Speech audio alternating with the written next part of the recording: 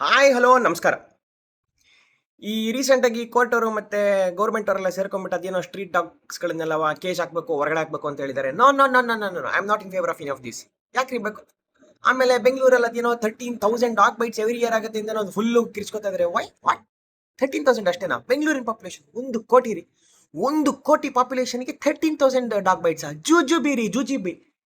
ಆಮೇಲೆ ನಮ್ಮ ಸೆಲೆಬ್ರಿಟಿಗಳೆಲ್ಲವ ಪಾಪ ಕಷ್ಟಪಟ್ಟು ಏನೋ ಒಂದು ಸ್ವಲ್ಪ ಇಷ್ಟನೂ ಪಟ್ಟು ಈ ಕೋರ್ಟು ಮತ್ತೆ ಗೌರ್ಮೆಂಟ್ ಅವ್ರದ್ದು ಹೊಸ ರೂಲ್ನೆಲ್ಲ ವಾಪಸ್ ಮಾಡಿದಾರಂತೆ.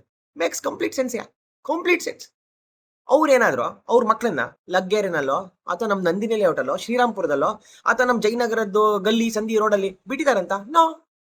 ಬಿಟ್ಟಿದ್ರೆ ಗೊತ್ತಾಗ್ತಾ ಇತ್ತು. ಆಮೇಲೆ ನಮ್ಮ ನಂದಿನಿ ಲೇಔಟಲ್ಲಿ ಲಗ್ಗೇರಿನಲ್ಲಿರೋ ನಾಯಿಗಳನ್ನು ನೋಡಿದೀರಾ? ಅಲ್ಲ ಹೌದು. ಅಯ್ಯೋಯ್ಯಪ್ಪ, ಆನೆ ದಂತ ರೀ, ಆನೆ ದಂತ ಹೆಂಗಿದಾವ ಗೊತ್ತಾ? ಆಮೇಲೆ ರೀಸೆಂಟ್ ಆಗಿ ನಮ್ಮ ಕರ್ನಾಟಕದಲ್ಲಿ ಗೌರ್ಮೆಂಟ್ ಅವರು ಮಾಂಸ ಭಾಗ್ಯ ಬೇರೆ ಶುರು ಮಾಡಿದ್ದಾರೆ ಸ್ಟ್ರೀಟ್ ಡಾಗ್ಸಿಗೆ. ಎಂತ ಒಳ್ಳೆ ರೂಲ್ಸ್. ರೀಸೆಂಟ್ ವಿಡಿಯೋ ಬೇರೆ ಮಾಡಿದ್ವಿ ಮಾಂಸ ಭಾಗ್ಯ ಅಂತದ್ರಲ್ಲಿ. ಗೌರ್ಮೆಂಟ್ ರೂಲ್ಸ್ ಎಲ್ಲ ಚೆನ್ನಾಗಿದೆ. ಆಮೇಲೆ ಸೆಲೆಬ್ರಿಟಿಗಳು ನಮ್ಮಂತ ನಿಮ್ಮಂತ ಡಾಗ್ ಲವರ್ಸ್ ಇನ್ಕ್ಲೂಡಿಂಗ್ ಮೀ, ನಾವ್ ಯಾಕೆ ಈ ಸ್ಟ್ರೀಟ್ ಡಾಗ್ಸ್ಗಳನ್ನೆಲ್ಲ ದತ್ತು ತಗೊಂಬಾರ್ದು? ಏನ್ ಬರೀ ರೋಡಲ್ಲೇ ಬಿಸ್ಕೆಟ್ ಹಾಕ್ಬೇಕಾ? ಮನೇಲಿ ತಗೊಂಬಂದು ಇಟ್ಕೊಂಡ್ಬಿಟ್ರೆ ಪ್ರಾಬ್ಲಮ್ ಸಾಲ್ವ್. ಸಿಂಪಲ್. ಏನಂತೀರಾ? We should do it. Dog lovers.